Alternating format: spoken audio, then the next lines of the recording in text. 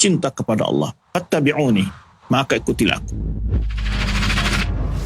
Saksikanlah kajian Islam ilmiah di Roja TV dan Radio Roja. Simak Radio Roja Bogor 100.1 FM, Radio Roja Majalengka 93.1 FM, Radio Roja Palu 101,8 FM, dan Radio Roja Bandung 104.3 FM. Menebar cahaya sunnah.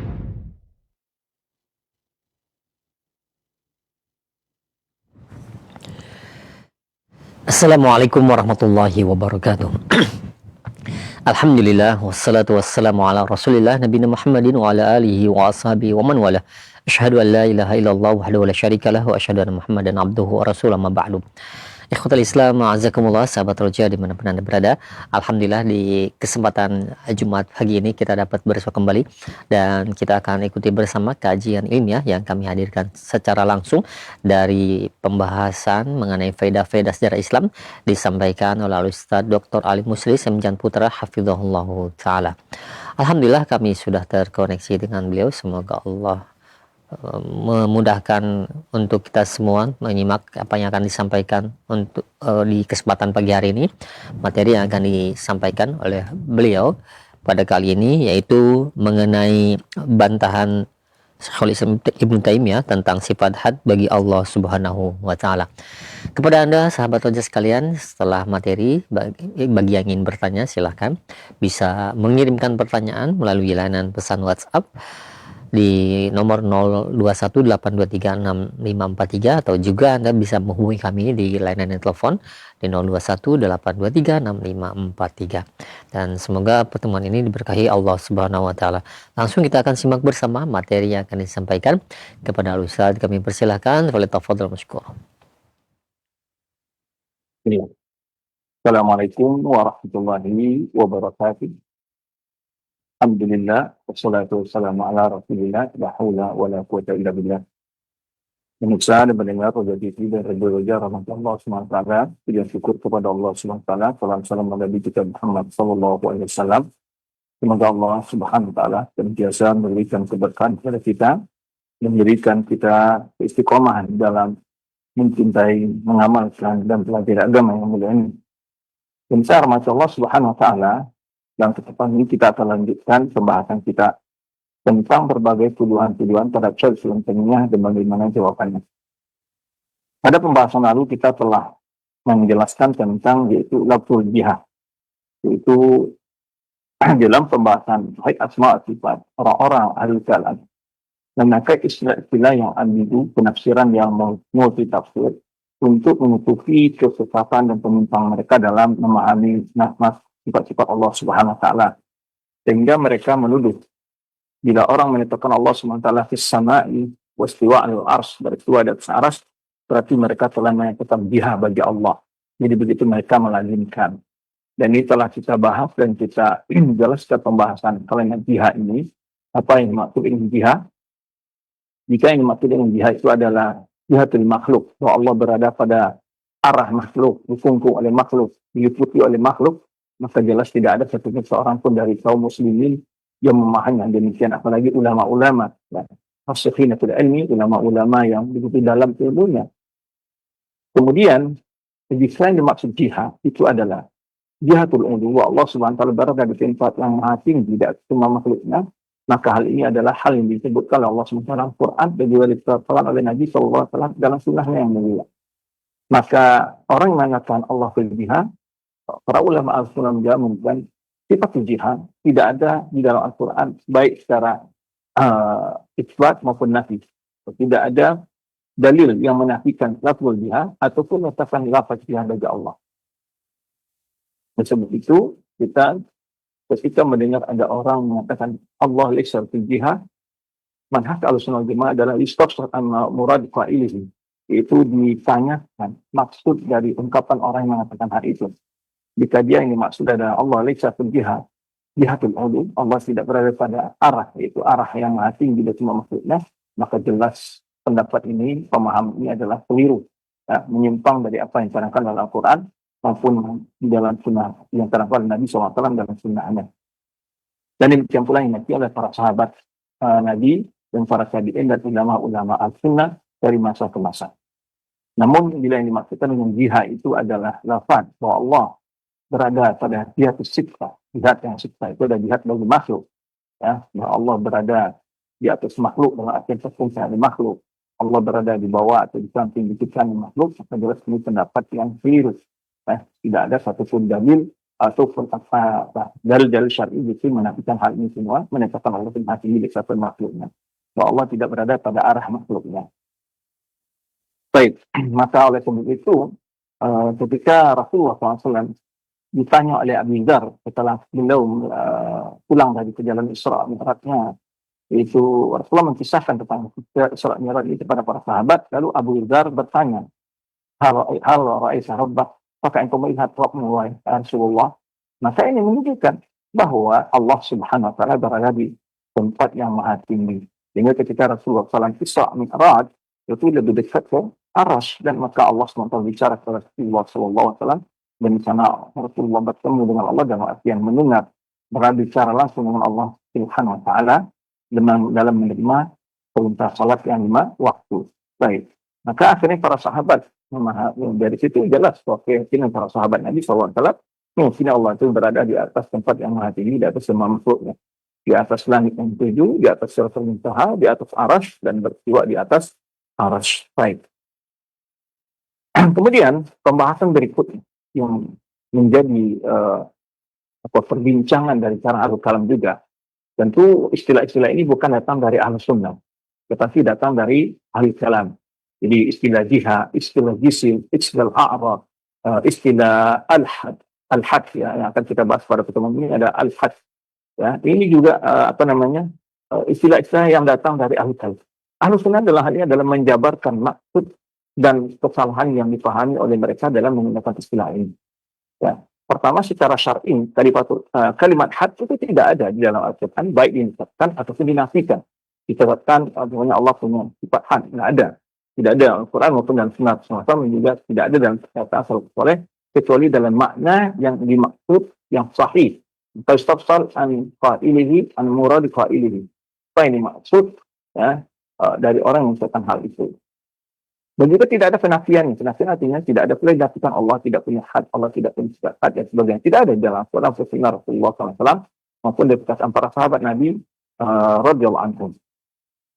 Sehingga berbagai kalimat-kalimat, istilah-istilah yang tidak ada dalam Al-Quran sunnah ini, biasanya yang pertama menggunakan para ahli bid'ah dalam mencari celah untuk mentakwil, untuk menyimpangkan pemahaman dalil-dalil. Sehingga mereka memakai istilah-istilah yang tidak terdapat dalam Al-Quran sunnah, apalagi secara khusus membahas tentang sifat-sifat Allah Subhanahu wa taala. Maka dari itu adalah faedah pertama dari faedah Ahlus Sunnah wal Jamaah adalah bahwa tidak menyesatkan atau menafikan sebuah sifat terhadap Allah Subhanahu wa taala kecuali bila Allah tetapkan dan kecuali bila Allah nafikan. Itu hal yang pertama yang menjadi landasan pemikiran atau pendapat Ahlussunnah dalam menetapkan sifat dan nama-nama Allah. Maka kita tidak berhak menafikan kecuali hal yang Allah tetapkan atau hal yang Allah nafikan dari dirinya. Contoh Allah tetapkan sifatul istiwa, ar-rahman al-istawa. Contoh Allah buatkan sifat begitu sifatul kalam. Wa kallama Allah Musa taklima. Allah bicara kepada Musa dengan sebenar-benarnya. Ya. Kemudian minhum man kallama Allah, di antara nabi itu ada yang Allah bicara kepadanya. Kemudian sifat al-yad, yadullah fawqa aydihim, ya, bal yadahu mubsutatan. Itu sifat dan sifat lainnya. Jadi hanya kita berpegang dengan istilah, nama, sifat yang memang Allah sebutkan dalam Al-Quran, itu baru kita katakan. Tidak boleh kita membuat istilah-istilah yang akan menimbulkan perselisihan, perdebatan dalam agama ini. Oleh sebab itu, manhaj Ahlussunnah wal Jamaah at-taqayyud bi nusus syar'i, betul-betul berpegang dengan istilah-istilah syar'i agar tidak menimbulkan perselisihan, perdebatan yang mana pada akhirnya akan menimbulkan pemahaman-pemahaman yang menyimpang dari Al-Quran dan Sunnah. Nah, itu konsep pertama Ahlus Sunnah ketika memahami sifat-sifat Allah dan menetapkannya bagi Allah Subhanahu wa taala. Kita tidak menafikan sesuatu, ya, kecuali bila Allah nafikan dari dirinya, atau Rasulullah SAW nafikan dari Rabbnya. Dan kita tidak boleh menetapkan sesuatu kecuali sesuatu yang Allah tetapkan bagi dirinya, ya, atau ditetapkan oleh Rasulullah SAW. Tapi kalau kita mencoba melihat secara umum, yaitu pendapat-pendapat yang menyimpang seperti Ahlul Kalam, ya, dalam memahami asma sifat ini, selalu mereka menggunakan istilah-istilah yang membuat terjadi diskusi panjang yang tidak berujung, ya, yang mereka berkilah ketika disebutkan jika begini maksud kalian, berarti kalian ini tidak memegang Al-Quran semua. Lalu mereka mengatakan tidak demikian. Jadi mereka selalu berkilah ke kiri dan kanan ketika mencoba didiskusikan istilah yang mereka pakai untuk menafikan atau menyatakan sebuah sifat bagi Allah Subhanahu wa taala. Maka kita harus pada dengan istilah tersebut. Mauqif salaf dalam hal ini sebenarnya telah kita jelaskan, istilah-istilah yang digunakan oleh mereka ini. Sungguhnya salaf tidak pernah menggunakan istilah ini lebih dahulu. Jadi tidak pernah ulama salaf mengatakan lebih dahulu mengistilahkan punya Allah sujihah oleh sujih. Selalu ungkapan-ungkapan ini digunakan oleh orang-orang ahli kalam untuk mencari sifat-sifat Allah Subhanahu wa taala. Dan di antara hal lain yang akan kita bahas itu sifatul had yang kita sebut hari ini. Ada mereka yang sebutkan itu had. Batas. Istilahnya had itu kan batas di dalam bahasa Indonesia artinya batas. Nah, apakah Allah itu punya batas bagi sifatnya atau tidak? Nah, ini mereka menimbulkan diskusi panjang. Apa dimaksud dengan had ini begitu? Sehingga bila ditetapkan akan ada kesalahannya. Bila dinafikan juga bisa dicari kesalahannya begitu. Kalau Al-Quran Sunnah itu mahdhu al-haq. Ya benar, total benar. Tidak ada hal-hal yang menimbulkan keraguan di dalam menggunakan istilah tersebut. Maka dari itu sangat penting kita dalam membahas, mengkaji baik pokok-pokok hukum ataupun pokok-pokok akidah harus melihat istilah yang dipakai oleh Allah.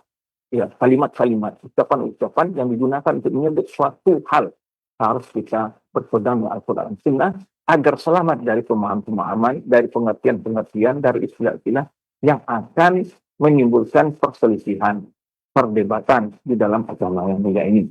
Baik. Kalimatul had ini akan disebutkan ada 3 pendapat di sini. Nah, ini akan kita bahas. Ya. Jadi berkata Ibnu Abil Izz ketika menjelaskan masalah ini, beliau menjelaskan ketika mensyarahkan tidak tahawiyah tentunya, inna nasa fi itlaqi mithli hadhil alfaz salasatu aqwal.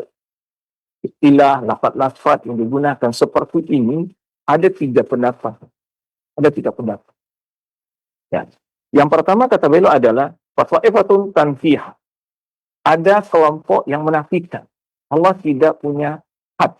Allah tidak pada sifat had. Demikianlah kata mereka. Ya. Kemudian ada pula fatwa'ifatun tusbituha. Ada lagi kelompok yang menetapkan bagi Allah dan mengatakan Allah itu punya sifat had. Allah ya punya sifat had. Itu kata mereka.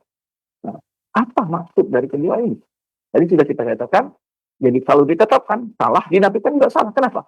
Karena tidak ada Allah tetapkan sifat ini dan juga tidak Allah nafi terhadap dirinya. Maka perlu dirinci maksudnya. Wa ta'ifatun yufassilu wa hum muttabi'un lil salaf. Nah, ini kalau ulama yang Ahlus Sunnah Jamaah, kelompok yang meminta tafsil, ditafsil, dirinci. Apa maksud yang dinafikan, apa maksud yang ditetapkan itu.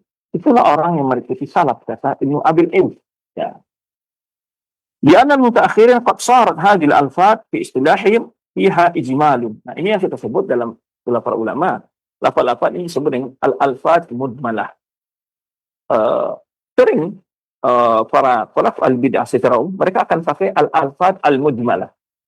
Al-alfaz mudmalah agar mereka bisa mempengaruhi orang-orang awam yang tidak mengetahui maksud mereka. Hingga orang awam menafsirkan apa yang mereka katakan itu sebetulnya dengan tafsiran yang umum, tafsir yang diketahui dalam Al-Quran ini. Hingga seakan mereka maksud baik.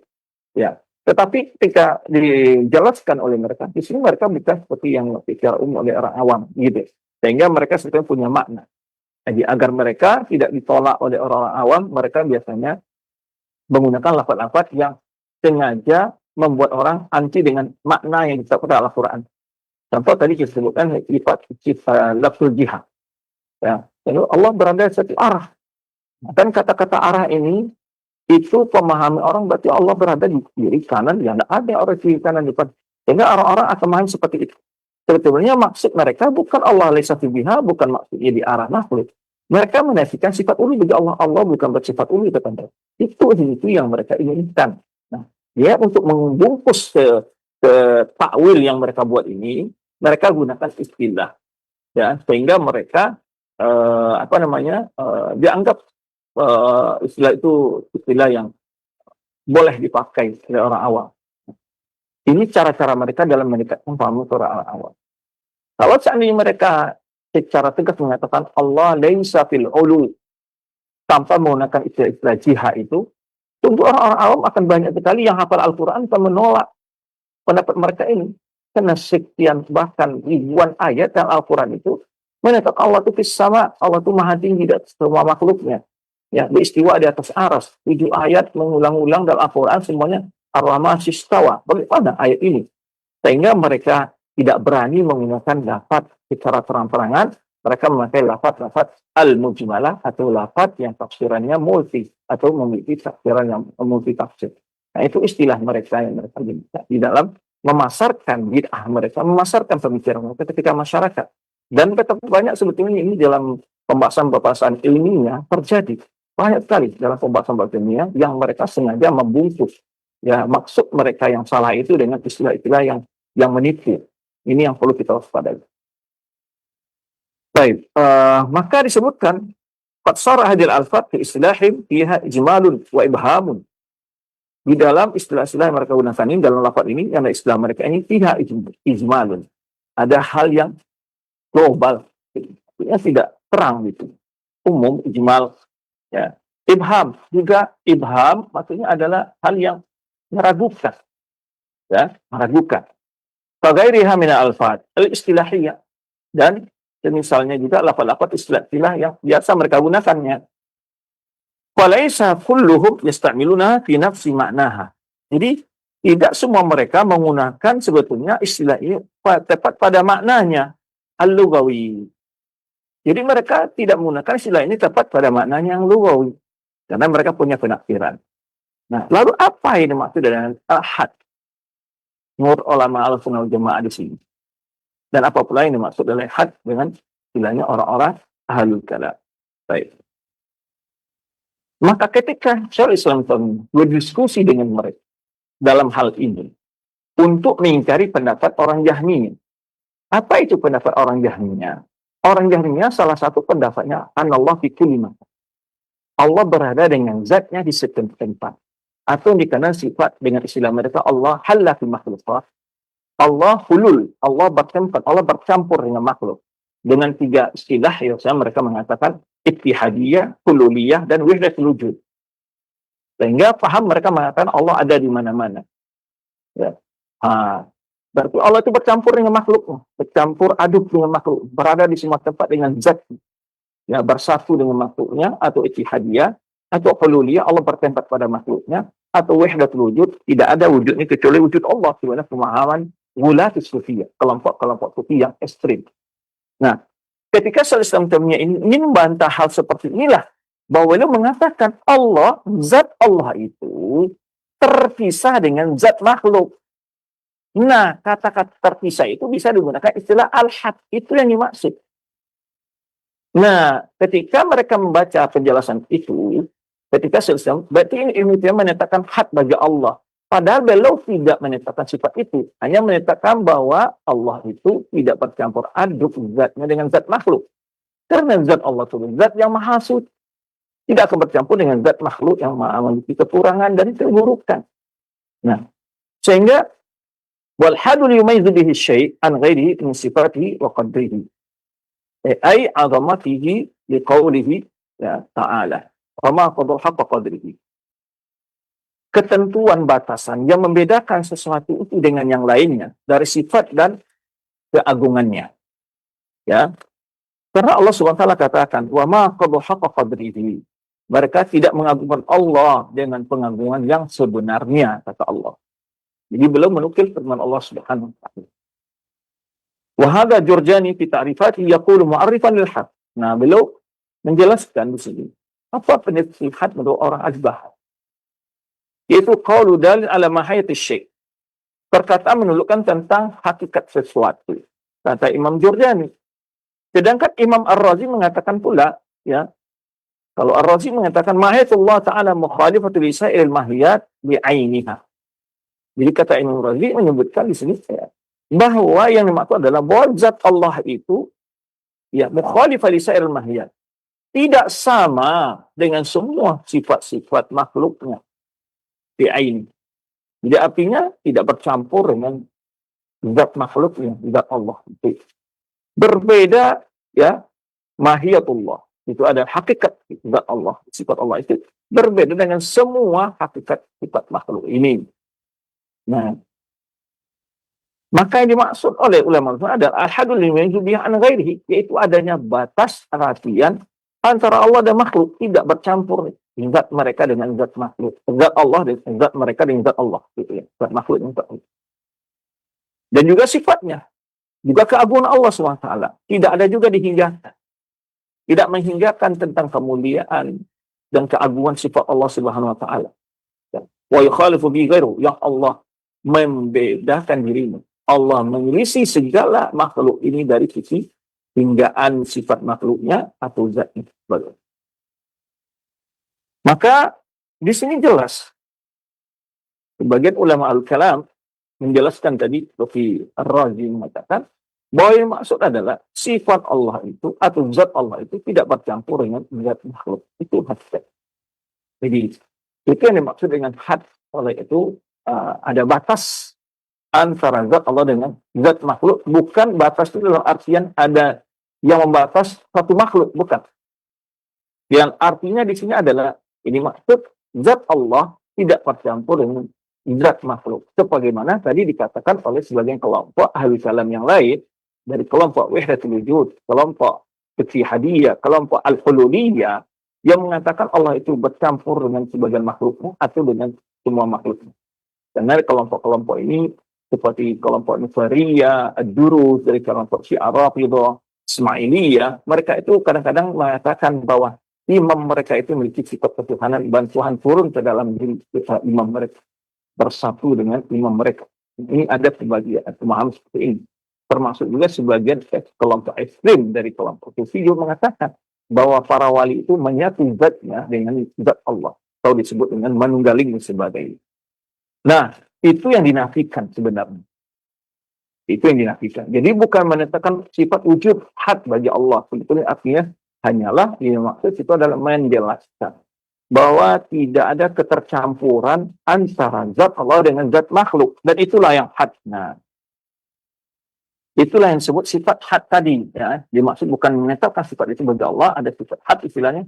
Tapi maksudnya yang jelas secara akal maupun nafas syar'i, zat Allah itu tidaklah menempel, lengket, menyentuh, bercampur dengan zat makhluk ini. Maka di sini juga terjawab syubhat-syubhat orang yang menafikan istiwa Allah di atas arash. Bahwa arash itu bukan berarti menyentuh zat Allah. Bukan menempel zat Allah pada arash. Ya, bukan bercampur atau menyentuh arash. Dan demikian maksudnya kata ulama. Dan yang dimaksud Ar-Rahman Syifa, Allah beristiwa di atas arash. Ya, bahwa zat Allah ya, beristiwa di atas arash.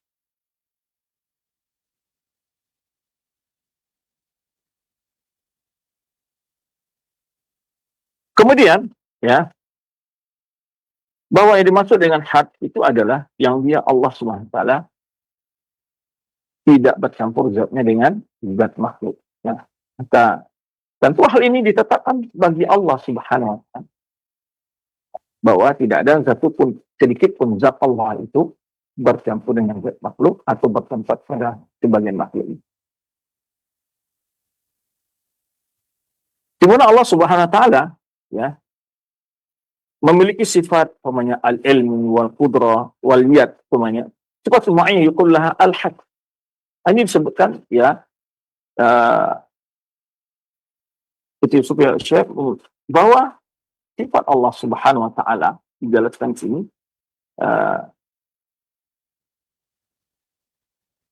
tidak ada hinggaan bagi sifat Allah Subhanahu wa taala. Wa inna ma yatamazzu bi syai'an ghairihi min sifatihi wa qadrihi. Jadi dia maksud di sini bukanlah menghinggakan ada batasan bagi sifat Allah, bagi ilmu Allah, bukan pula membatasi tentang kudrat Allah, bukan pula membatasi tentang pendengaran Allah, bukan pula membatasi tentang penglihatan Allah. Bukan itu. Karena had itu artinya batas. Jadi kata-kata batas itu kan termasuk lafaz yang ijmali, al-ibham. Jadi bisa ditafsirkan maksudnya ada keterbatasan untuk sifat-sifat Allah. Nah, ini belum menafikan, bukan maksudnya itu yang ditetapkan. Yang ingin belum menyatakan adalah bahwa Allah itu maha sempurna yang bisa dihindarkan kesempurnaannya. Kemudian yang kedua adalah bahwa Allah itu zat, Allah itu adalah maha sempurna, bahwa tidak ada tercampur dengan sedikit pun dengan zat makhluk. Hal ini diwariskan oleh Imam Mubarak ketika beliau ditanya. Nah, ketika seorang tabi'in menjelaskan adanya sifat had, apa beliau menyatakan sifat had bagi Allah? Beliau dalam hal ini ketika ditanya oleh seseorang, ini Ali bin Hasan di sini disebutkan, rawi beliau adalah anna su'ila bima na'rifu rabbana. Bagaimana kita mengenal Rabb kita? Seorang bertanya. Qala bi annahu 'alal arsh. Kenapa dijawab dengan itu? Karena untuk membantah pendapat orang mutakalimin, orang ahli kalam mengatakan Allah itu berada dengan zat di setiap tempat. Ada mengatakan demikian. Atau pula ada pula pendapat mereka kalau Allah tidak ada di mana-mana. Allah tidak di luar alam, Allah tidak di dalam alam, Allah tidak di atas alam. Itu di bawah alam tersebut. Ini pendapat yang dipakai oleh orang ahli kalam dua ini yang masyhur ya. Maka justru ulama kita mengatakan seperti ulama Ibnu Mubarak, bahwa Allah di atas aras. Ba'in min khalqihi. Ba'in ini bukan berarti yaitu dalam arti ba'in ini terpisah dari makhluknya. Untuk membantah orang-orang mengatakan Allah dengan zatnya di semua tempat. Atau adanya sifat Allah menyatu dengan sifat makhluk. Sebenarnya keyakinan sebagian kelompok-kelompok dari kelompok Al-Batiniyah, dari Ismailiyah dulu, dan kelompok-kelompok Nusairiyah, ya. Juga sebagian kelompok ekstrim dari kalangan ulama Sufiyah, sehingga mereka mengatakan bahwa Allah menyatu dengan dirinya dan sebagainya. Nah, ini yang ingin dibantah. Ba'inul khalqihi. Allah itu terpisah dari makhluk. Kemudian, kila bihaddid, lalu ditanya lagi, adakah had itu? Adakah batas? Itu maksudnya. Kalau bihaddid, iya.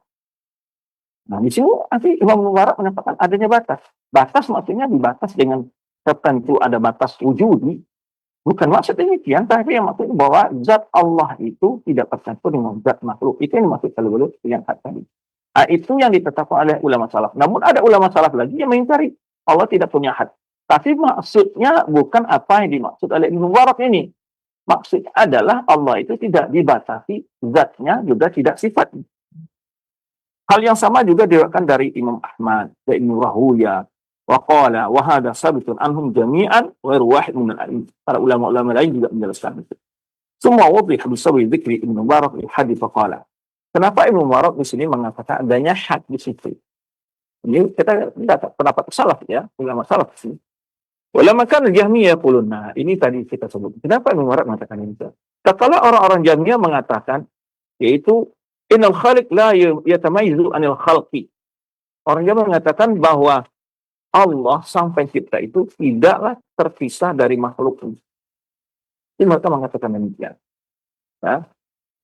Fayajhaduna sifatihi allati yatamayyazu. Ya, bahwa Allah itu tidak memiliki perbedaan dari makhluk. Tidak berbeda dari makhluk, yatamayyazu makhluk. Mereka mengingkari sifat-sifat Allah yang Allah memiliki berbeda dengan sifat itu dari makhluk. Maka Ibnu Mubarak menjelaskan bahwa Allah Subhanahu wa taala, Rabb Subhanahu wa taala, ala arsyihi, beristiwa di atas arasnya, mubayyinun li khalqihi, terpisah dari makhluknya, munfasilun anhu, itu maksudnya munfasilun terpisah. Wa dzakara al-had li anna al-Jahmiyah, kenapa dia menyebutkan dengan adanya had di situ? Karena orang yang mengatakan laisa lahu haddun. Itu mereka mengatakan tidak ada had baginya. Wa ma la hadda lahu la yubayyinu al-makhluqat. Jadi kata orang Jahmiyah, kalau Allah tidak terbatas dengan makhluknya, maka dia tidaklah berbeda dengan makhluk, artinya bercampur aduk dengan makhluk. La yubayyinu, artinya tidak terpisah dengan makhluk.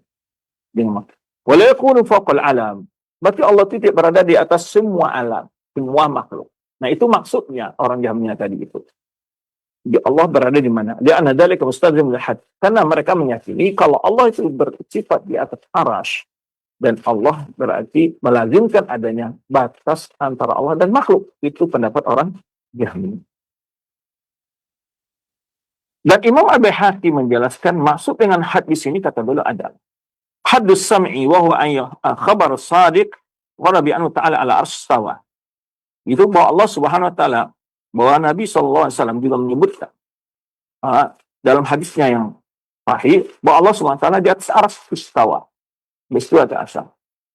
Wa qasada bidzalika takdzibul Jahmiyah fi ma za'amu. Jadi maksud Imam Mubarak kata Imam Baihaqi adalah untuk mendustakan, untuk membantah pendapat orang-orang Jahmiyah dalam persangkaan mereka annahu fi kulli makan, bahwa Allah berada dengan di setiap tempat. Nah, itu yang dibantah oleh Imam Ibn Mubarak. Sebenarnya dijelaskan Imam Al-Baihaqi. Kemudian Ibn Abil Izz menukil dalam syarah Aqidah Tahawiyah menjelaskan perkataan Imam At-Tahawi, itu ta'ala Allah anil hudud. Allah maha suci dari hudud. Hudud itu jamak dari had. Nah, apa maksudnya itu?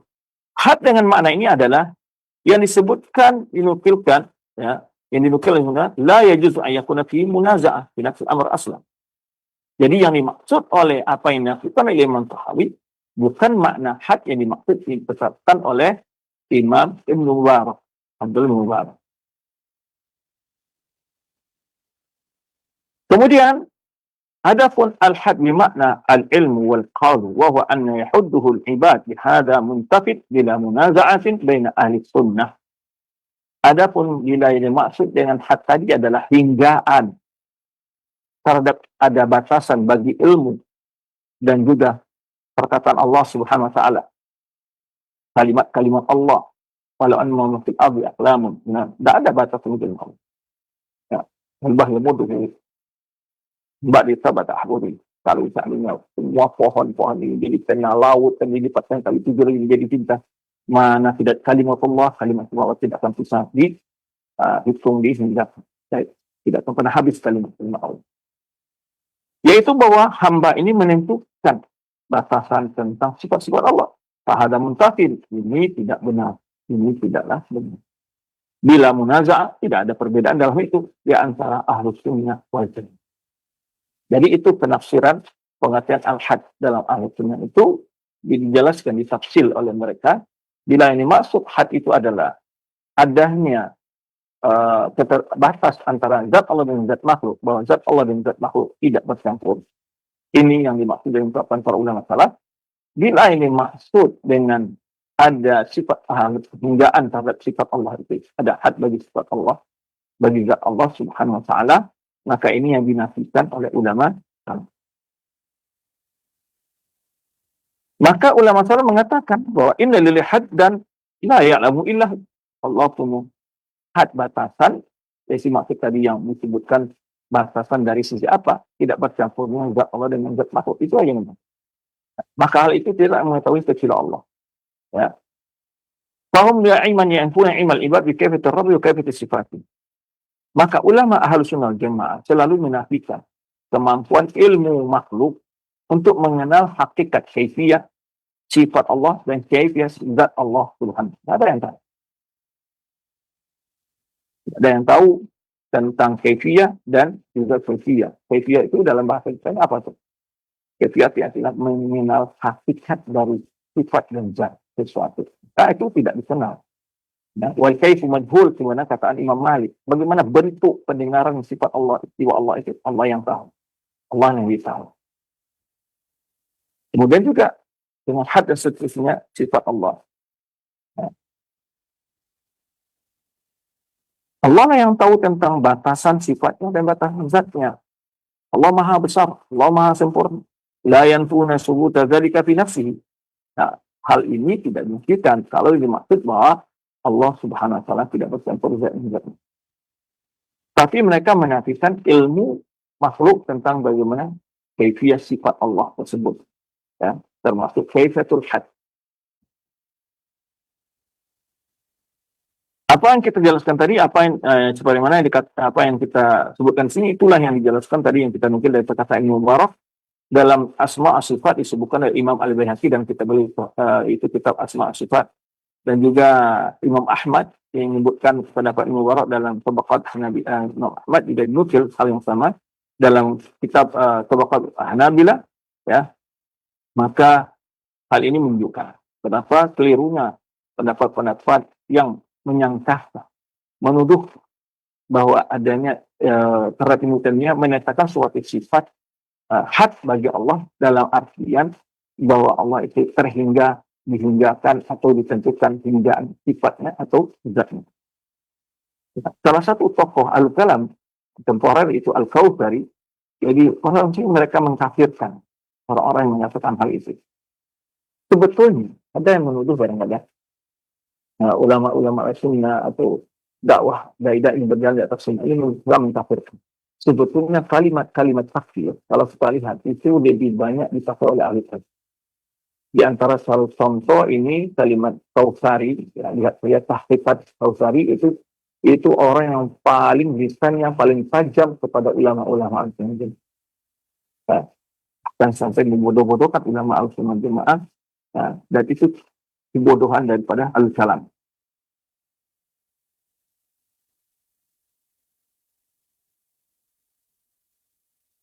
Maka dia mengkafirkan orang mengatakan hal demikian. Artinya bahwa Allah itu tidak dihinggakan sifatnya dan zatnya. Dan Allah itu ada, dan Allah itu tidak bercampur antara sifat dan zatnya dengan sifat dan zatnya makhluk. Bahwa Allah SWT, nubayyinu khalqihi, Allah SWT adalah artinya terpisah zatnya dari makhluk. Baik, dan sudah kita jelaskan pendapat-pendapat ini yang dipahami oleh para ulama-ulama al-sunnah. Kemudian juga ada seorang tokoh al-kalam lagi, Al-Habsyi, ini juga menuduh Islam dunia, menetapkan sifat had dalam artian menuduh Islam dunia menghinggakan zat Allah atau sifat Allah. Nah, ini tujuan mereka itu. Jadi mereka untuk mencela ulama-ulama semua, mereka tafsirkan dengan makna yang salah. Maksud dari ungkapan tersebut, mereka potong kalimat ulama-ulama tersebut, lalu mereka tuduhlah bahwa ini pendapat yang banyak yang menyatakan pendapat seperti ini. Begitu. Itulah tujuan yang biasanya selalu ahlu bid'ah ini terhadap membantah ahlu sunnah, biasanya mereka itu modelnya adalah memotong-motong ungkapan, menyelewengkan maksud ungkapan para ulama, ya, memotong-motong ayat dan hadis-hadis. Itu biasanya mereka demikian. Banyak sekali dari manhaj mereka yang seperti itu. Maka mereka sengaja memutar maksud dari had tadi. Tidak menjelaskan maksud had yang ditetapkan oleh ulama al-sunnah wal jamaah dan yang dinafikan oleh ulama al-sunnah. Tapi mereka menafsirkan dengan penafsir mereka sendiri. Lalu mereka katakan ini adalah menunjukkan kekafiran. Begitu. Maka oleh sebab itu dari kaidah al-sunnah wal jamaah, ketika membantah suatu kelompok, suatu kaum, itu kita tanya maksudnya.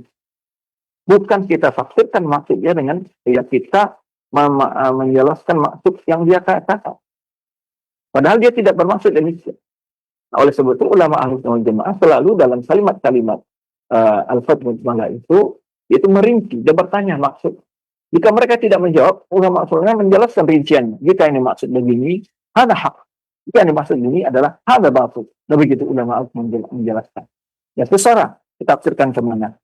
Kalau tafsirkan begini, maka Allah tidak memiliki hak. Kalau tafsirkan begini, maka Allah memiliki hak. Nah, itu penjelasan ulama ketika merinci. Kalau ini maksud bahwa zat Allah tidak bercampur dengan zat makhluk, ya betul Allah itu terpisah. Apakah digunakan istilah had atau tidak? Nah, gitu. Nah, tapi kalau ini maksud bahwa zat Allah itu terbatas, zat Allah terbatas, sifat Allah terbatas, maka itu tidak benar. Nah, itulah Ahlus Sunnah menjelaskan kepada umat bagaimana merinci maksud-maksud mereka tersebut. Sehingga ulama al-sunnah tidak langsung mengkafirkan gitu. Perempuan tidak ada demikian. Ulama-ulama al-sunnah adalah orang-orang yang paling takut dalam mengtakfir seseorang. Karena jelas sekali sabda Nabi SAW mengatakan, "Man qala li akhihi kafir faqad ba'a biha ahaduhum." Orang mengatakan seorang lain orang lain kafir, jika tidak maka kalimat itu dibawa ya jatuh kepada salah seorang orang yang dituduh atau orang yang menuduh. Maka ini hati-hati. Nah, sementara kalau kita lihat Faqatahu al-kalam itu paling mudah sekali mereka menghukum seseorang, lalu mereka yang menafsirkan. Ini banyak contoh kalau kita ambil contoh. Ketika ulama-ulama Ahlussunnah Jamaah mengarahkan umat untuk melaksanakan yaitu salawat-salawat yang diajarkan oleh Nabi kepada para sahabat, kemudian diajarkan dan itu kita arahkan umat untuk lebih banyak membaca salawat-salawat yang memang diajarkan Nabi SAW. Dan bersalawatlah sesuai dengan tuntunan sunnah Rasulullah. Maka al-bidah akan menggunakan istilah apa? Ini orang anti salawat. Karena kita tidak menyetujui salawat-salawat yang penuh dengan isinya kadang-kadang wulu berlebihan, atau salawat-salawat yang direkayasa, atau salawat-salawat yang dapat mimpi dan sebagainya oleh ulama-ulama. Mereka, ya, kita ingkari itu. Atau salawat yang diiringi dengan musik, nyanyian dan sebagainya, kita ingkari. Lalu mereka cara untuk memprovokasi orang awam mereka adalah, ini kelompok anti salawat. Ini kelompok anti salawat. Ketika ulama-ulama Ahlussunnah wal Jamaah menjelaskan, ziarah kubur itu tujuannya ini ya adalah untuk mendoakan orang dalam kubur atau mengingat kematian. Hanya dua itu tujuan ziarah kubur.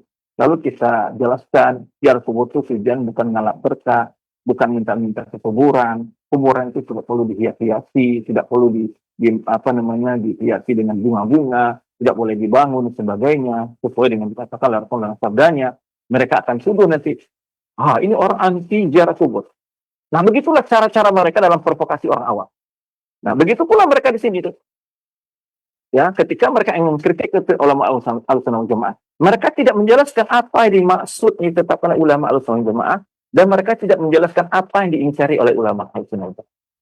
Kalau seandainya mereka menjelaskan dengan proporsional, ya, dengan proporsional, masalah-masalah yang diselisihkan oleh umat ini sebenarnya, dengan kepada mad'u mereka, dengan jujur dan amanah, umat akan tercerahkan. Umat tidak akan provokasi, umat tidak akan saling membenci, akan memahami maksudnya, ya, dan mentoleran kelompok yang lain, begitu. Sehingga tidak ada tuduhan-tuduhan yang sifatnya merendahkan, mengolok-olok, mencaci maki, tidak ada. Tapi sya'nu al-bidah, cara al-bidah untuk menutup kelemahan hujjah mereka dengan cara memprovokasi orang awam dengan membalik-balikkan fakta.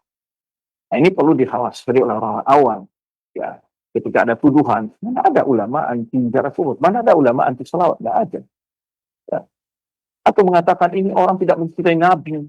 Ketika ada ritual-ritual yang dilaksanakan tidak sesuai dengan sunnah, lalu dituduh ini orang tidak mencintai Nabi. Di mana? Sementara ulama-ulama al-sunnah, sementara orang dituduh tidak mencintai Nabi, setiap hari mendakwahkan, jalankanlah sunnah Nabi, amalkanlah sunnah Nabi, begini Nabi. Lalu tuduh orang ini tidak cinta Nabi. Ini masuk akal nggak? Dan betapa banyak ini berseliweran di media sosial, tuduhan-tuduhan. Oh, orang anti ziarah kubur, ini orang anti selawat.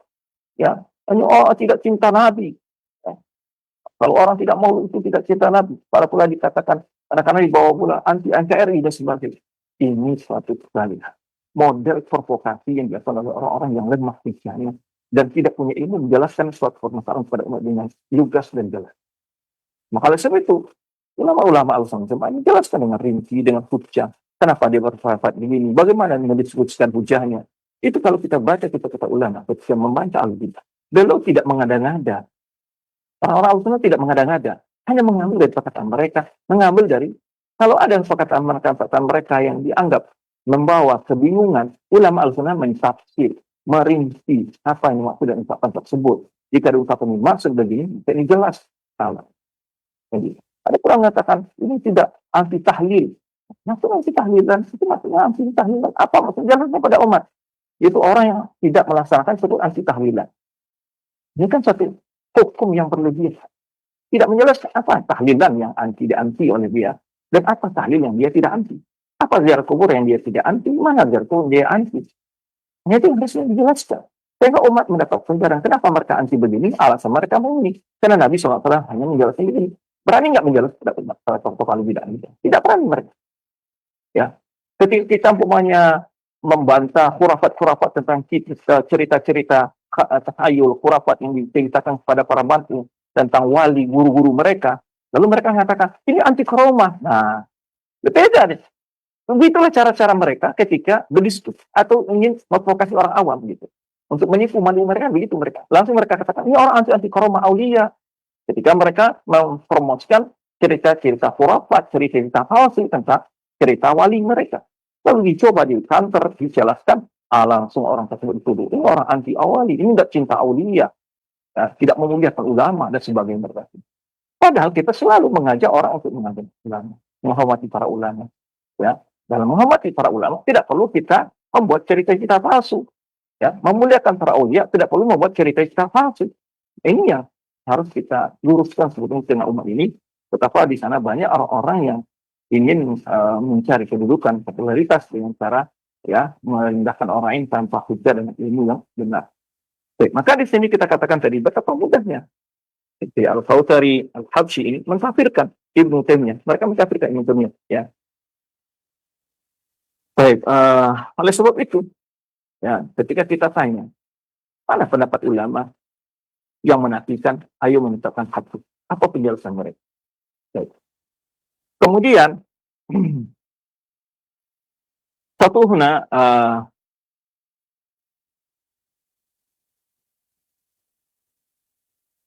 jika kita melihat perkataan orang-orang ahli mantiq atau orang-orang al-kalam tadi tentang perkara had tadi adalah, kita akan simpulkan pertama adalah hunaka fariqun minhum yarawna anna al-gharda min al-hadith wa tahdid mahiyati syai' al-ma'ruf.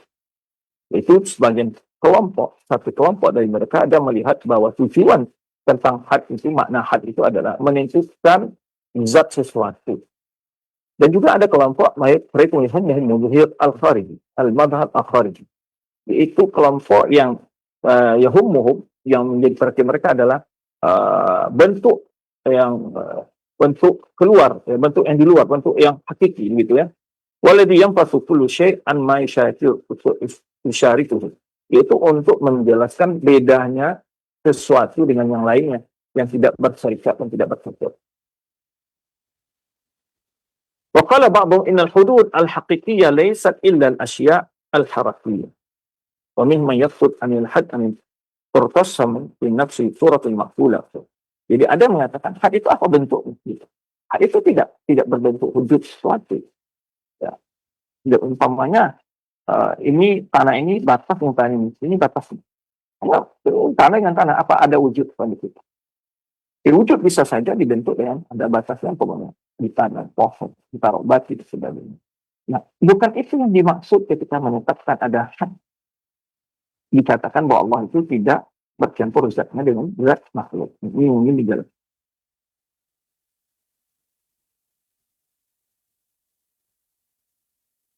Kemudian juga yang dimaksud oleh para ulama adalah untuk mengatakan adanya had.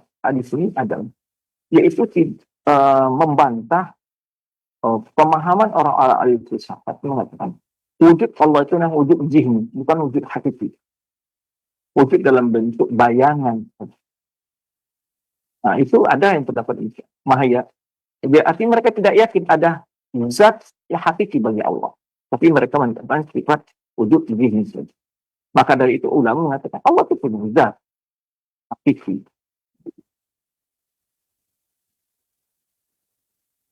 Kemudian diriwayatkan dari Imam di sini, bukan sini, Imam Hafidz Taqi Abdullah bin Muhammad Al-Ansari Al-Harawi dalam kitab beliau ya, Adilatul Tauhid ini, beliau menyebutkan sifat had bagi Allah dalam pengertian yang kita sebutkan maksud oleh Al-Qur'an tadi. Kalau araf al-mufakkiruna hadzal masalah, jadi orang-orang menuduh tadi bahwa kafirnya orang mengatakan had itu untuk orang-orang yang ahli fikir tadi, yang mufakkirun tadi istilah ini, dan bayanu faidatahu, dan menjelaskan apa maksud faedahnya. Ya, lan halal iskal. Tentu jelas masalah. Selesai masalah.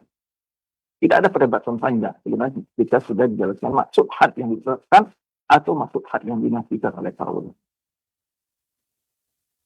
Kemudian Imam Ahmad rahimahullah di awal mukadimah kitab Al-Arad Al-Jahmi, di situ beliau mendiskusikan pendapat orang yang mengatakan Allah itu tidak berada di mana-mana. Maka beliau atau pendapat orang mengatakan Allah berada di mana-mana dengan zat. Maka beliau membuat sebuah ilusi, logika hujjah Allah. Kata beliau, ketika Allah menciptakan makhluk ini, apakah Allah ciptakan dalam zatnya atau di luar zatnya? Itu jelas. Ya, langsung pasti jawaban pastinya adalah Allah tidak menciptakan makhluk dalam zatnya, tapi di luar zat. Baik, ketika Allah menciptakan makhluk di luar zatnya, apakah Allah masuk setelah itu ke dalam makhluk ini? Ini untuk bantahan kepada orang ahli ulul. Oh, tidak mungkin Allah masuk pada makhluk yang telah diciptakan. Kalau itu berarti Allah lebih kecil dari makhluk, tidak besar.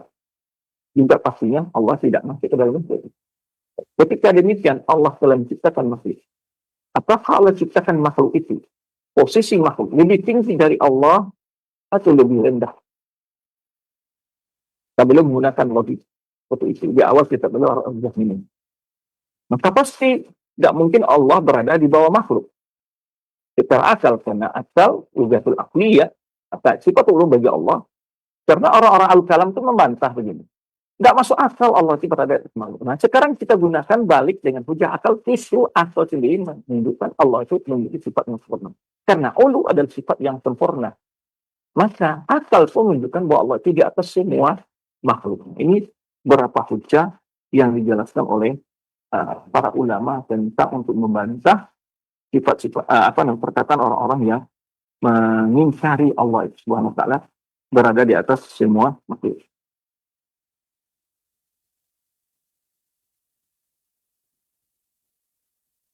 Maka tadi sudah kita sebutkan ya maksud dari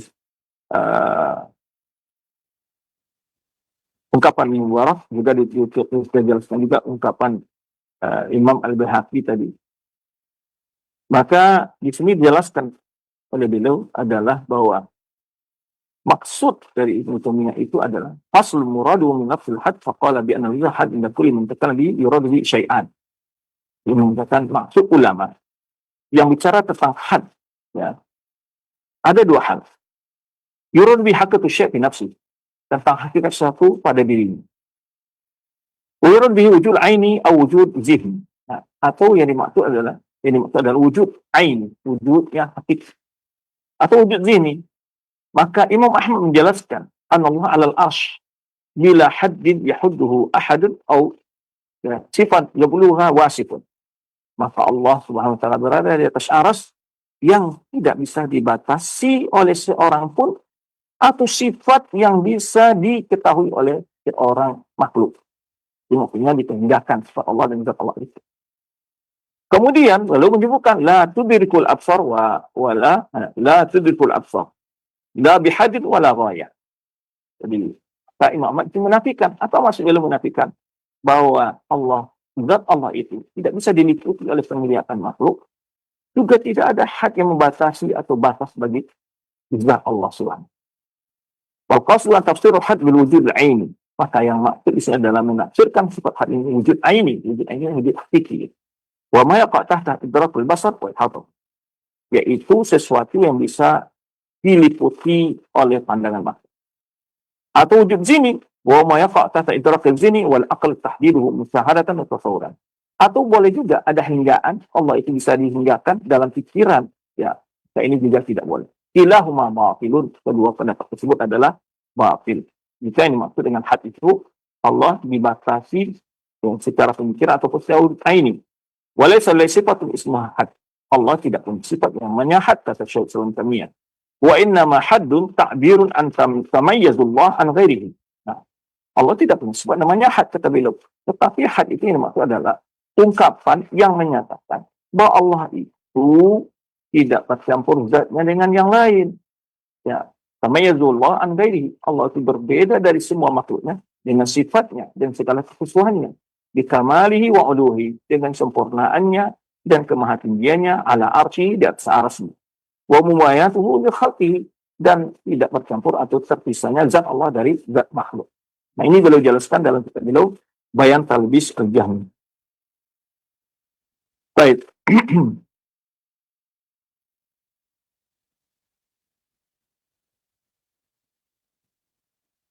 Kemudian beliau juga membantah Orang-orang kalam menggunakan kalimat had ini. Kalau orang menetapkan Allah itu punya sifat, Allah mendengar, Allah melihat, Allah berbicara, ya, Allah punya tangan, Allah punya wajah, maka mereka mengatakan itulah orang-orang yang menetapkan had bagi Allah. Jadi langsung mereka katakan, berarti orang-orang yang menentukan had bagi Allah. Nah itulah subhatnya orang kalam di sini ketika mereka mengatakan berarti mereka menetapkan had bagi Allah. Nah mereka namakan sifat-sifat Allah dengan istilah had tadi untuk meragukan orang awam, membawa sebuah syubhat. Bagaimana orang tidak percaya bagaimana orang tidak percaya dengan sifat-sifat yang telah Allah tetapkan bagi dirinya dalam Al-Quran juga dalam Sunnah Rasulullah. Baik. Itu berapa penjelasan dari ulama tentang al-had ini adalah itu. Jika yang dimaksud dengan had itu kata beliau adalah anallah tahuzuhu makhluqat, bahwa Allah itu dibatasi oleh makhluknya. Allah SWT maha besar, maha agung. Bal wasi'a kursiyyuhu samawati wal ardh. Jangankan itu, kursi Allah saja meliputi langit dan bumi. Qad qala ta'ala wal ardh jami'an qabdatuhu yaumal qiyamah. Bumi ini semuanya adalah satu genggam pada hari kiamat dan genggaman Allah SWT. Was samawati matwiyatun bi yaminihi. Langit-langit ini akan digulung dengan tangan kanannya. Dalam hadis Ibnu Abbas menyebutkan mas-samatu sab'a wal ardu sab'a wa fihinna fi yadir rahmat illa ka khardatin fi yadi hadikum. Tidak adalah langit yang 7 lapis dan bumi yang 7 lapis ini. Dan apa yang ada di dalamnya, kata Ibnu Abbas, di tangan Allah Subhanahu wa ta'ala rahmat, kecuali seperti biji berada di genggaman salah seorang kalian, kata Ibnu Abbas. Ini penjelasan bahwa Allah Subhanahu wa ta'ala ya, munhazun an makhluqat, artinya Allah tidak bercampur dengan makhluknya. Mubayyun lah, mufasilun anha. Allah makhluk ini ya, terpisah zatnya dengan Allah. Ketika zat makhluk, laisa halan fiha, bukan bercampur pada makhluknya. Bahwa subhanahu wa ta'ala qala matul khalisunna, maka Allah Subhanahu wa ta'ala sebenarnya dikatakan oleh ulama al-sunnah adalah fauqas samawati ala arsyihi, bahwa Allah Subhanahu wa ta'ala berada di atas langit, di atas aras, ya, ba'inun khalqihi, ya, terpisah dari makhluk.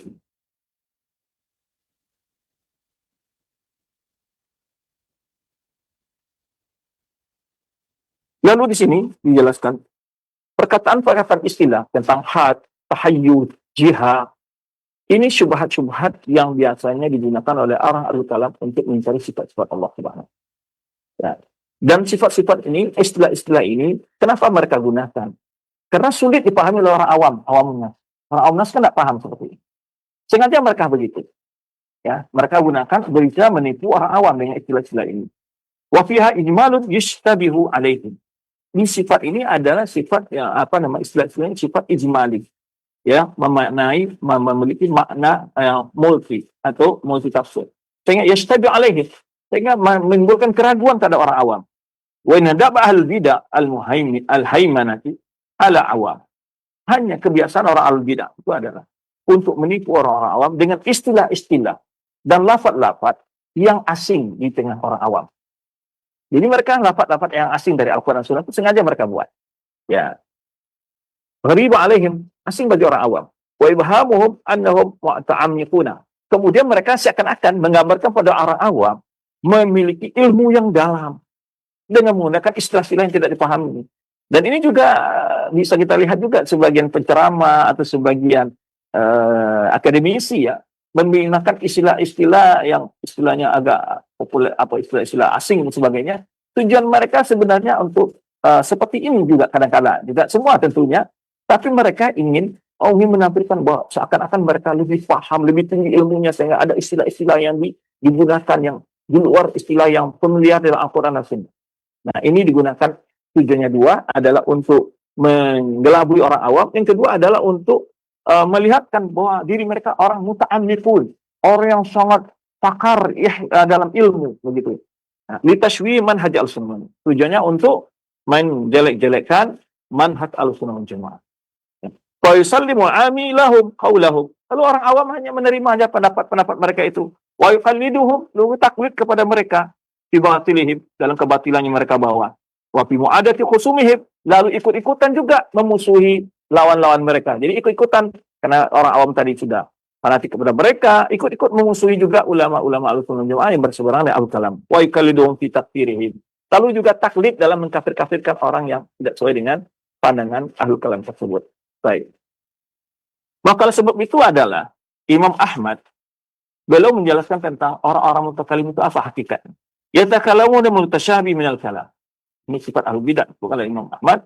Ahlul kalam ini adalah mereka bicara dengan kalimat-kalimat mutasyabi, istilah-istilah yang ambigu, ya. Wa yakhda'una juhalan nas, untuk menipu orang-orang awam yang bodoh.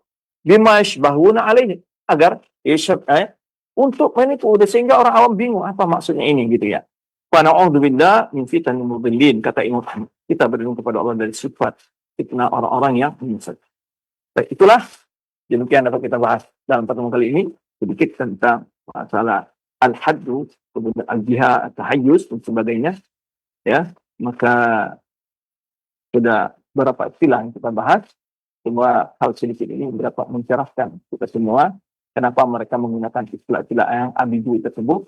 Ada dua tujuan, yaitu pertama untuk mengelabui orang-orang awam. Yang kedua adalah untuk orang-orang awam berpandang kepada mereka adalah orang-orang yang paham, orang-orang yang dalam ilmunya. Karena begitu istilah tidak terjangkau oleh mereka dan sebagainya. Nah, ini sedikit yang dapat kita bahas. Wallahu a'lam bishawab. Kita kembali kepada al-akh yang lebih besar dari studio itu. Nah, baik, alhamdulillah, terima kasih banyak. Syukran jazakallahu khair atas materi yang telah disampaikan oleh Al-Ustaz di kesempatan hari ini, yang mudah-mudahan menjadi ilmu yang bermanfaat bagi kita semua, tambahan wawasan, dan kita lebih memahami agama Islam ini dengan benar. Dan selanjutnya kami buka sesi interaktif, sesi tanya jawab. Bagi Anda yang ingin bertanya, silahkan bisa mengirimkan pertanyaan melalui layanan pesan WhatsApp di nomor 0218236543, atau Anda juga bisa menghubungi kami di layanan telepon, di layanan telepon biasa di 0218236543. Baik Ustaz, pertanyaan pertama kami ajukan kami angkat lebih dahulu, mungkin di layanan telepon sudah ada yang terhubung, silahkan. Halo. Halo, assalamualaikum warahmatullahi wabarakatuh. Waalaikumsalam warahmatullahi wabarakatuh. Dengan Bapak siapa di mana ini? Dari Mayoya, Pamekasan, Ustaz. Bapak Mayoya, silahkan. Ya, begini Ustaz ya. Kami mohon maaf kepada Ustaz berdua karena susunan bahasanya mungkin kurang tersusun atau kurang indah gitu ya. Tidak mengapa. Tidak mengapa Pak, silakan Pak. Ya, begini Ustaz. Kalau sekarang ini sulit untuk diperbaiki Ustaz. Ya, karena orang yang mengatakan, oh itu anti salawat, oh itu anti kubur, itu anti ulama, kata Ustaz tadi. Sekarang ini sudah biasa sepertinya. Karena mereka itu sudah ratusan ribu tahun yang lalu yang demikian, Ustaz, yang didoktrin seperti itu. Bahkan sekarang ini ya, walaupun tidak semuanya, ustadz-ustadznya, ulama-ulama seperti itu, Ustaz. Jadi, bagaimana caranya gitu ya? Jadi mudah-mudahan dengan adanya Roja ini masyarakat yang awam itu bisa berubah sedikit demi sedikit dengan takdir Allah ya.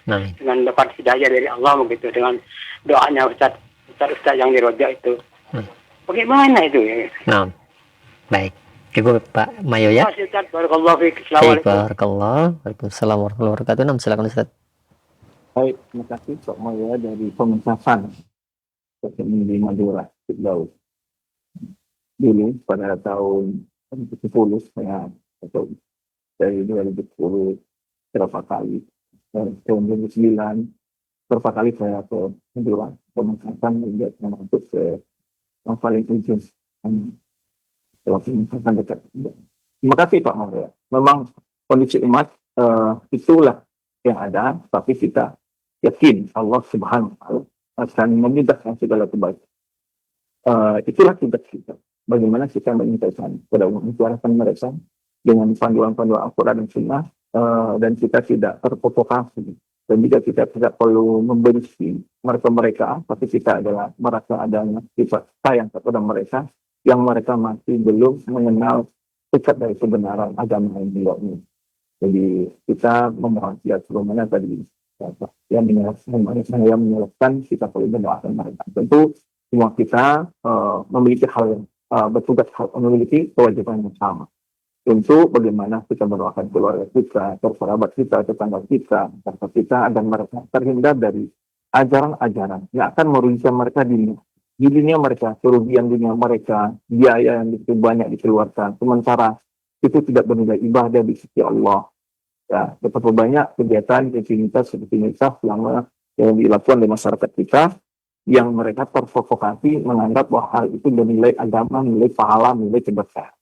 Sementara tidak ada tuntunan dan amaliyah seperti itu diadakan oleh Islam kepada para sahabat. Ya, apalagi bercampur dengan hal yang bisa menjatuhkan pada perbuatan syirik dan sebagainya. Maka kita tentu sebatas kemampuan kita dengan yang maksimal tentunya. Bukan kita bekerja beginilah mampu saya, tapi belum berusaha maksimal. Tapi harus maksimal. Upaya menjelaskan tugas-tugas ini, permasalahan ini. Bagaimana harusnya kita ziarah kubur, bagaimana harusnya kita berselawat, bagaimana harusnya kita bertahlil dan sebagainya. Bagaimana contoh dari para sahabat, mereka sebagai tauladan yang direkomendasi oleh Rasulullah SAW untuk tawadani, ya. Dan kita tidak membuat suatu beban-beban yang tidak pernah ditugaskan oleh Allah dan juga tidak dibebankan oleh Rasulullah SAW kepada umat. Sehingga umat ini merasa terbebani, lebih banyak terbebani dengan amalia-amalia yang tidak ada syariatnya daripada terbebani dengan amalia yang jelas dalam Al-Quran. Maka sering kita lihat, banyak sekali umat kita dalam perkara-perkara ini jauh dari sunnah, itu sangat bersemangat melakukan. Bahkan mereka berkorban waktu, harta, dan tenaga mereka untuk itu. Tapi kembali ketika ada hal-hal yang sunnah, bahkan mudah untuk dilakukan, sangat gampang, tanpa memerlukan biaya, tenaga, ya, pengorbanan waktu yang lama. Banyak sekali ibadah-ibadah yang luar biasa yang umat kita tidak lakukan. Sementara mereka diiming-iming dengan sebuah ungkapan selawat, jika dibaca ini ada seperti menamatkan Al-Quran 70.000 kali dan sebagainya. Ini umat kita perlu diselamatkan seperti ini. Kasihan mereka yang mereka belum mendapatkan hidayah ini. Semoga Allah berikan hidayah kepada mereka. Mereka cinta dan sunnah Rasulullah SAW, beragama cukup sebatas yang diajarkan Rasulullah SAW tanpa perlu menambah apa yang telah disyariatkan Allah kepada Rasulnya. Karena menambah itu pasti akan membebankan. Maka oleh sebab itu Ibnu Mas'ud menyebutkan tentang sifat para sahabat, wa aqalluha takallukan, a'maquha iman wa aqalluha takallukan. Jadi mangkana mustannan kata Ibnu Mas'ud khalitan yuqatman. Barang siapa ingin mencari tauladan dalam menegakkan sunnah, tauladannya orang-orang telah meninggal. Ulaika ashabu Muhammadin. Mereka adalah para sahabat Nabi. Farhumullah li sufati nabi. Allah telah memilih mereka untuk menjadi sahabat Nabi-Nya. Wa iqamatil dini, menegakkan agamanya. Ya. A'maku hadil ummah ilman. Ini umat yang paling tinggi ilmu di kalangan umat ini. Wa aqalluha taqallusan. Sangat sedikit sekali melakukan hal-hal perkara yang berlebih-lebihan. Mereka tidak berlebih-lebihan. Maka oleh sebab itu Rasulullah SAW ketika mendengar 3 orang sahabat yang mau berlebih-lebihan, ini ada dalilnya, ada syariatnya. Tapi kita tidak pun berlebih-lebihan. Apalagi tidak ada dalilnya. Yang digunakan istilah sebagai bid'ah hasanah oleh sebagian orang. Apalagi tidak ada dalilnya. Ini yang ada dalilnya bukan bid'ah hasanah. Memang bid'ah, memang sunnah ini. Ya, sunnah. Yaitu ketika 3 orang sahabat datang ke rumah salah seorang Rasul, istri Rasulullah SAW, bertanya tentang ibadahnya Rasulullah SAW. Setelah mereka disampaikan bagaimana ibadah Rasulullah SAW, ya, lalu mereka melihat begitu sedikit ibadah mereka. Mereka ingin berjuang maksimal untuk mendapatkan keridhaan dan surga Allah SWT. Apa salah mereka mengatakan begini, ana aku mulai wala arqud. Saya akan senantiasa salat malam semalam suntuk gitu. Wala arqud, saya tidak perlu tidur. Salat malam setiap malam, ya tidak perlu tidur. Kemudian yang lain mengatakan, asumu ala fitr. Saya ingin puasa setiap hari, tidak pernah berbuka. Tiap hari berpuasa terus. Yang ketiga mengatakan, wala atazawjun. Saya tidak mau menikah. Kenapa? Karena mengganggu konsentrasi beribadah, mengganggu waktu beribadah dan sebagainya. Ya, kita diciptakan Allah beribadah, gitu kan? Kalau kita sekarang mungkin akan banyak logika-logika yang keluar kan? Atau kan tujuan kita ke dunia ini hanya sebentar, untuk apa kita melepas kesenangan yang abadi dengan kesenangan itu. Tetapi Rasulullah SAW ketika melihat mau berlebih-lebih dalam beribadah yang ada disyariatkan saja dilarang, apalagi berlebih-lebihan yang sama sekali tidak ada dalilnya, tidak ada tuntunannya. Rasulullah katakan, aku mulai arqud. Saya juga salat malam, juga tidur. Boleh berdua-dua. Asumu wa uftir. Saya puasa juga berbuka. Wa tazawwaju nisa, kata Rasulullah. Saya juga menikah. Lalu di akhir kata Rasulullah mengunci hal ini. Faman raghiba an sunnati falaysa minni. Orang yang tidak mau menjalankan sunnah, kata Rasulullah, tidak termasuk golonganku, kata Rasulullah. Jadi itulah sunnah. Bukan karena ini kan ada dalilnya beribadah qiyamul. Betul. Puasa ada dalilnya. Ya, tetapi ya, motivasi beribadah maksimal banyak sekali dalilnya. Namun tetap sesuai dengan landasan, ukuran, batasan sunnah. Kalau di zaman kita ini ada orang mengatakan demikian, saya ingin ya mulai tidak punya tidur, mungkin kita akan motivasi, wah masya Allah, alim sekali, berjuang sekali, takwanya luar biasa, nggak pernah tidur setiap malam. Mungkin kita akan puji-puji. Atau kita lihat ada seorang yang puasa setiap hari, sampai badannya pun segala macam itu, kita katakan, masya Allah, ini orang luar biasa. Memang surga saja harapannya. Ya, tidak terpengaruh dengan dunia. Mungkin kita akan puji-puji. Rasulullah SAW mengukur dengan hak. Karena agama ini bukan untuk satu dan dua orang. Bukan untuk seseorang yang seperti ini. Tapi agama ini untuk seluruh manusia. Yang kemampuannya ada keterbatasan.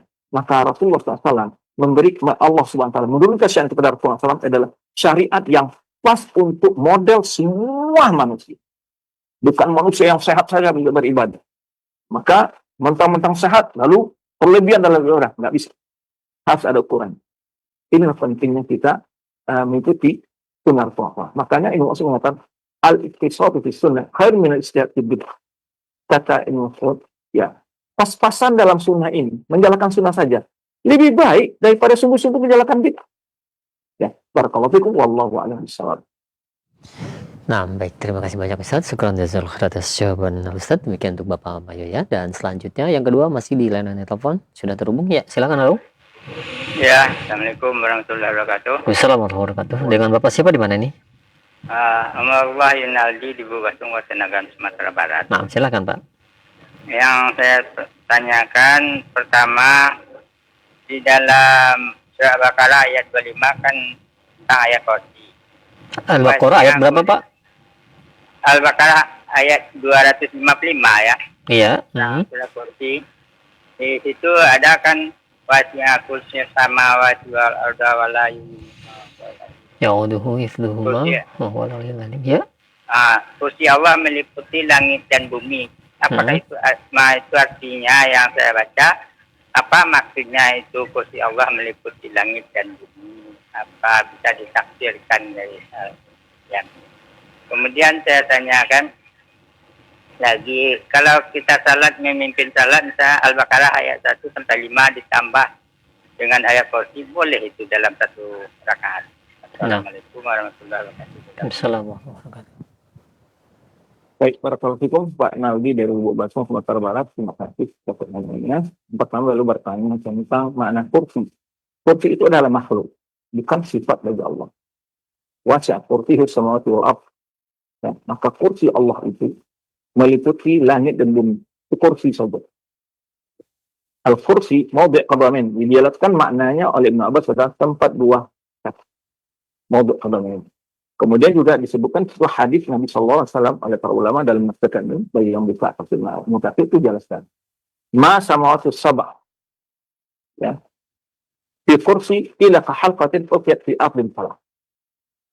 Tidaklah langit dan bumi ini bandingkan dengan kursi kecuali seperti cincin atau gelang yang dilemparkan di tengah padang pasir yang luas. Begitu kecilnya itu langit dan bumi ini, yang 7 lapis ini yang kita lihat, yang 7 lapis ini bukan hanya langit yang kita lihat ini, masih ada 7 lapis lagi langit di atas itu. Yang lain kita lihat, yang kita lihat ini awan ya, 7 lapis langit, 7 lapis bumi. Mas sama tuh sabar, kursi ila halfatin.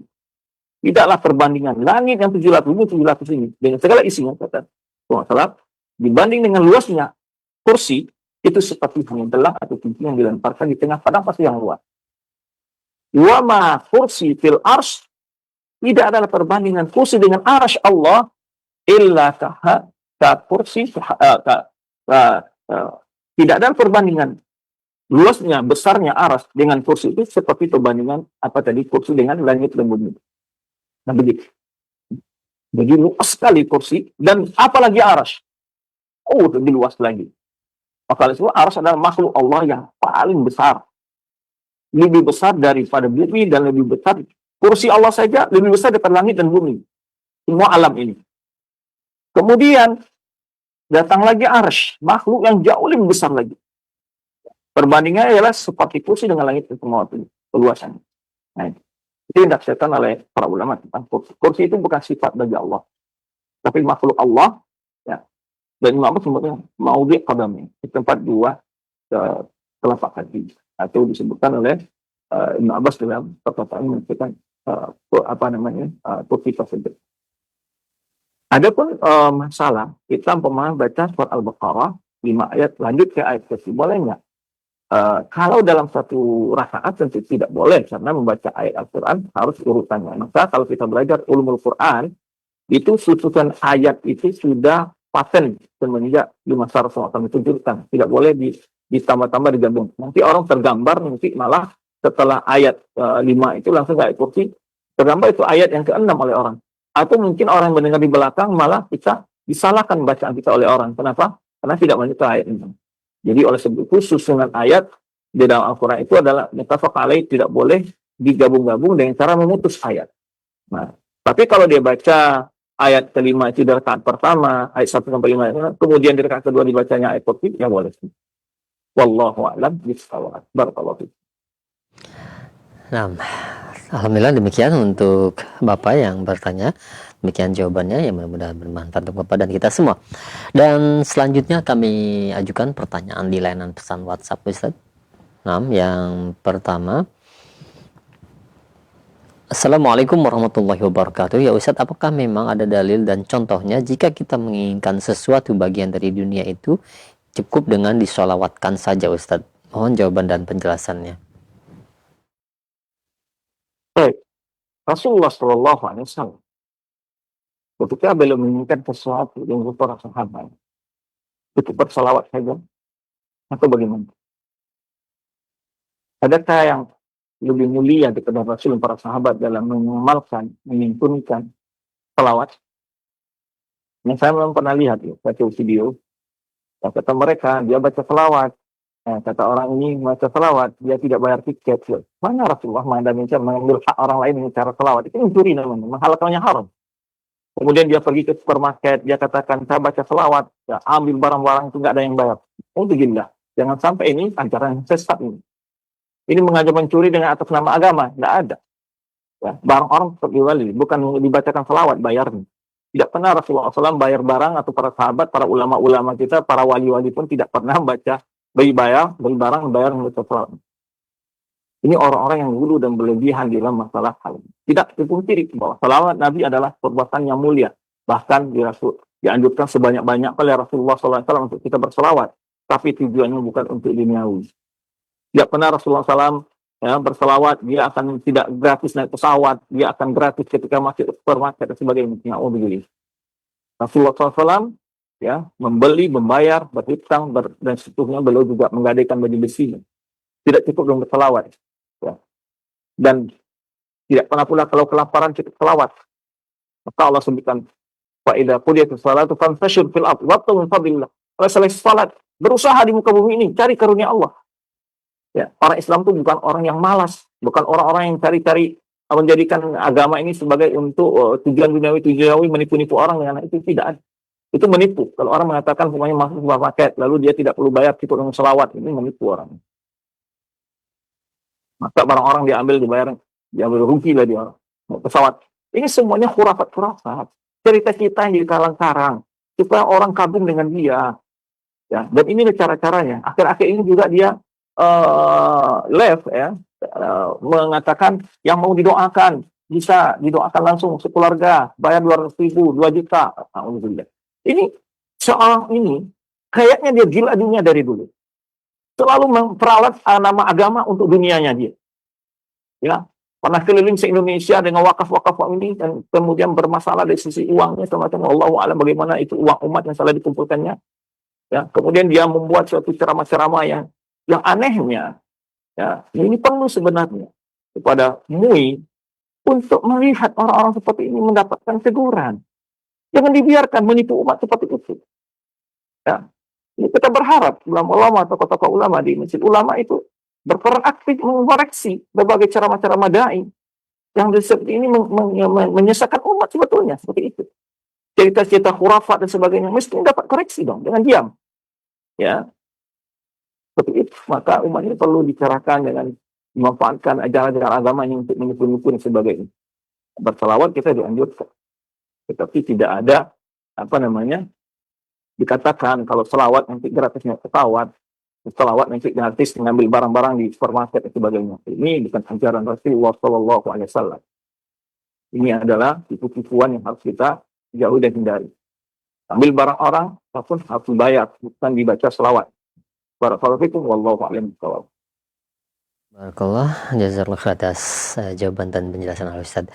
Nah Ustaz, satu pertanyaan terakhir Ustaz, kami ajukan di layanan pesan WhatsApp. Nah, ada pertanyaan, ya Ustaz, bagaimana hukumnya jika ada orang yang dikatakan tokoh agama, namun dia mengatakan bahwa dia mencintai kaum Yahudi, namun dia membenci perbuatan mereka karena merebut tanah Palestina, Ustaz? Mohon jawaban dan penjelasannya. Baik, ada pembahasan dalam agama kita namanya al-wala wal-bara. Al-wala wal-bara ini dibahas oleh ulama kita, bagian dari pembahasan akidah. Berloyalitas, ya. Kemudian hal ini juga dibedakan antara berloyalitas dengan bermuamalah dengan berdakwah. Itu harus dibedakan. Berloyalitas adalah cinta dengan hati atas ajaran agamanya. La tajidu qauman yu'minuna billahi wal yawmil akhir yuwadduna man hadallahu wa rasulahu. Engkau tidak akan mendapatkan orang yang benar-benar beriman itu, mereka itu adalah berbuat bermesraan, mengasih sayangi orang-orang yang orang yang mengusir Allah dan Rasulnya. Dan Allah sudah pernyataan, walan tatu angkali walan nasara, tidak akan pernah rida orang Yahudi dan Nasrani itu. Allah sebut kembali sekali ayat menjelaskan ini. Banyak sekali ayat menjelaskan tentang al-wala al-bara ini. Karena itulah disebutlah perilaku orang Yahudi dan Nasrani dalam Al-Quran agar kita waspada dengan perilaku mereka dan kita tidak berloyalitas kepada mereka. Terus bagaimana? Sosial. Beda antara sosial dengan loyalitas, amalan hati.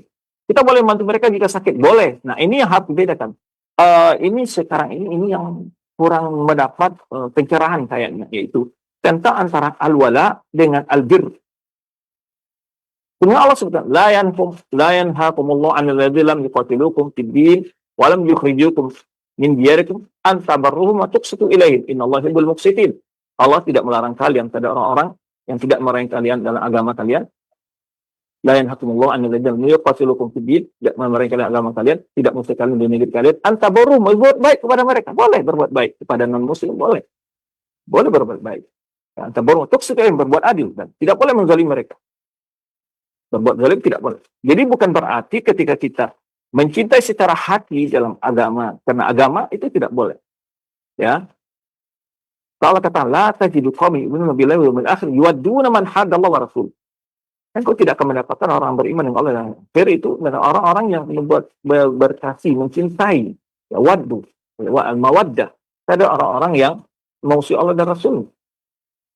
Baik, maka dari itu perlu saya menjelaskan. Bermuamalah boleh. Memberi kebaikan kepada orang lain boleh. Pada non-muslim. Maka Rasulullah SAW, sejarahnya beliau menghadiahkan kepada tetangga beliau yang Yahudi. Kanan, dan seterusnya. Menjenguk anak Yahudi yang sakit. Itu bir. Ya. Menjarai. Jika sakit.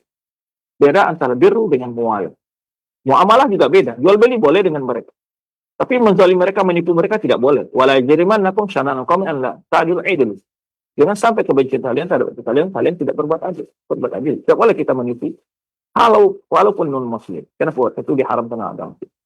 Jadi, bukanlah berarti ada mawaddah itu membuat kita tidak boleh berjual beli dengan mereka. Bukan begitu pengertiannya. Membuat kita tidak mau berbuat baik. Bukan begitu pengertiannya. Tapi kita tidak suka dengan ajaran agamanya. Kita tetap berupaya berbuat baik kepada mereka boleh. Entah baru untuk beri hadiah boleh saja kepada non-muslim. Ya, maka dibedakan antara al-birru dengan muamalah berjual beli. Rasulullah SAW bermuamalah dengan orang Yahudi sehingga di akhir hayat beliau, ya bagi beliau terjadi pada orang Yahudi. Kemudian ada berdakwah, Ya, boleh mendatangi mereka, mendakwai mereka, boleh. Dan yang berbaik, cara kita mendakwai mereka untuk memperlihatkan Islam yang indah, yang baik kepada mereka, ya, memberi bantuan dan dorong berbagai kebaikan kepada mereka, boleh saja. Jika dengan hal itu mereka akan tertarik untuk mencintai Islam dan beragama, masuk ke dalam agama. Barakallahu fikum, wallahu a'lam bishawab. Terima kasih atas kehadirannya, kesempatannya, dan untuk bergabung. Semoga Allah SWT menjaga kita selalu dalam kebaikan ini dan menjaga kita dari keburukan. Keberkahan juga selalu kita mohon juga keberkahan kepada Allah, agar selalu diberikan kepada kita, umur kita, keluarga kita, ilmu kita, dan para kerabat kita. Dan juga terima kasih pada teman-teman di studio Cilenci dan juga studio Insya. Semoga Allah selalu menjaga mereka dan kebaikan. Barakallahu fikum jami'an. Wallahu a'lam bishawab. Subhanaka Allahumma bihamdik, asyhadu an la ilaha illa anta, astaghfiruka wa atubu ilaik. Wassalamualaikum warahmatullahi wabarakatuh. Waalaikumsalam warahmatullahi wabarakatuh. Kami ucapkan sekali lagi terima kasih banyak kepada Ustaz. Jazakallahu khair, barakallahu fiik. Semoga Allah Subhanahu wa taala berkahi pertemuan kita di kesempatan pagi dan jelang siang ini, dan juga berkahi ilmu yang telah disampaikan. Semoga Allah senantiasa menjaga Ustaz dan berikan kesehatan untuk bisa terus memberikan faedah-faedah dan yang bermanfaat kepada kita semua. Demikian kami undur diri, mohon maaf apabila ada kesalahan. Wassalamualaikum warahmatullahi wabarakatuh.